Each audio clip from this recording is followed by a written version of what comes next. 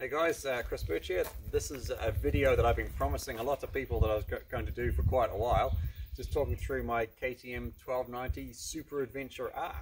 So really fortunate to be one of the first guys in the world to get to ride one of these bikes. You know, it got shipped out here to New Zealand for me to do the launch video.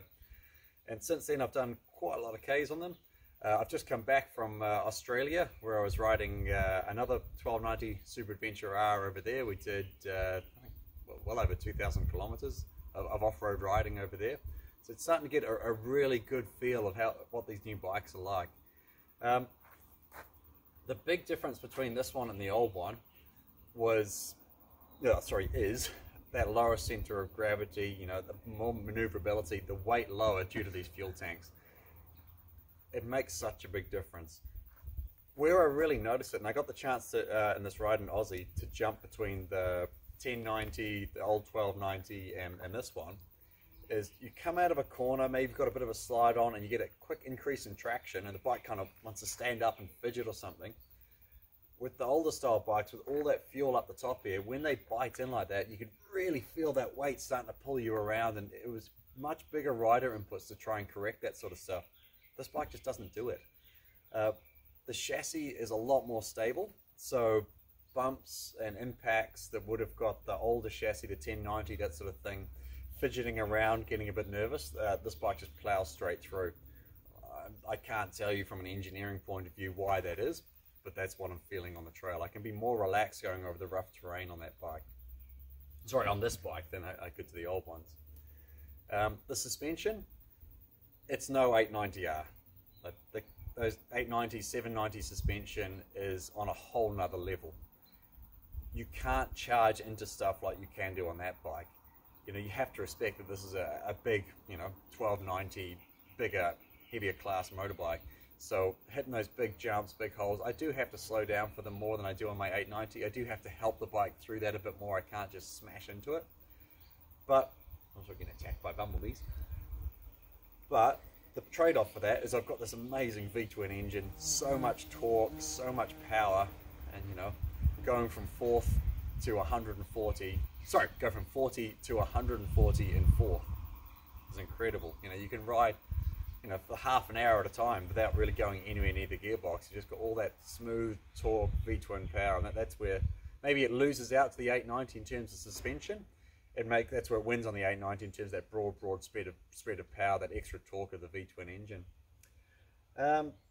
Air filter access, that was a really big thing. You know, the Aussie rally was pretty dusty. We had to do the air filters every day. As you guys probably know, on the 1090s, 1190s, 1290s, that was a giant pain in the ass. Now it's just 4 bolts, pull the glove box section out, 2 bolts underneath there, pull the cap off, and you got the filter straight out.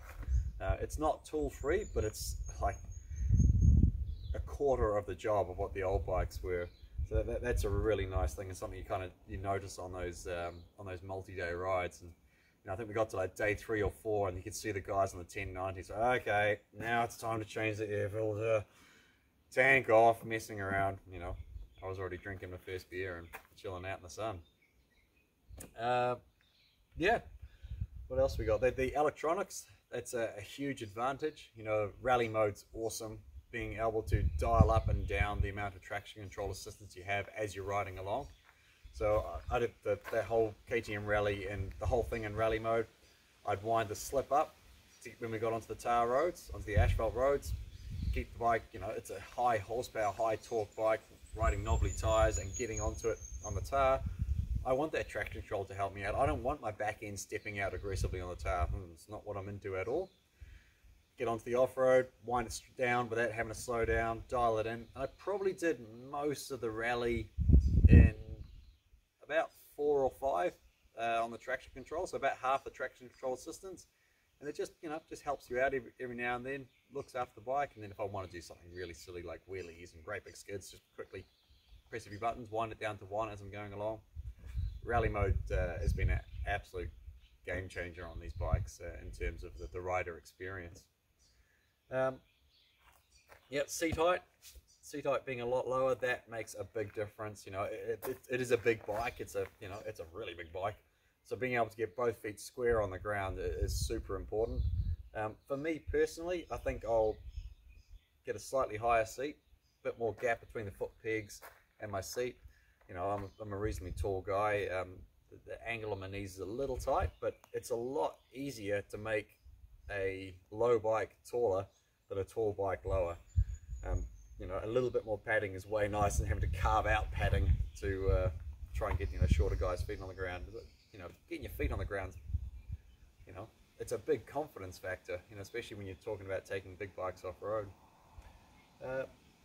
Yeah, I think as I'm riding along on this bike, as I'm out there enjoying it, the main thing I'm thinking about the whole time is just that engine, you know, that V-twin power, you know, how quickly it accelerates, but how smoothly and fuss-free it does that. So yeah, this bike's kind of all about the motor for me. Okay, the tough part of it, 1290 SuperAdventureR or 890 AdventureR, which one should you buy? This is a really, really difficult question because they both do everything, but they do different things better. So yeah, you can totally go and do several hundreds of kilometers a day of road work, two up on this bike. You can totally do off-road on this bike. They're gonna do everything okay. I think the way to answer the question is you need to decide what's most important to you. So if adventure riding for you is, you know, obviously off-road, we're all talking about off-road here, but more open, flowing riding, you know, faster dirt roads, maybe a bit of more technical stuff to link those bits up, but the technical stuff isn't the absolute priority.